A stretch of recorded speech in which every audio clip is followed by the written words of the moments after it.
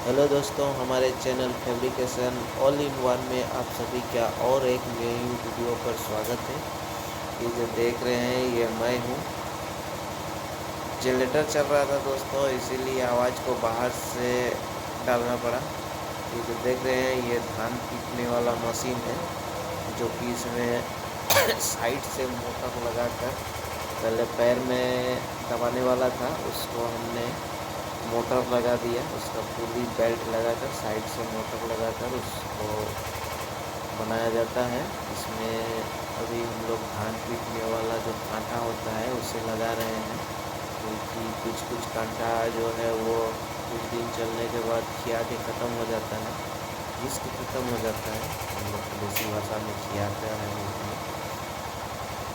तो वीडियो पर बने रहें। वीडियो अगर अच्छा लगे तो एक प्यारा सा लाइक कर दीजिए।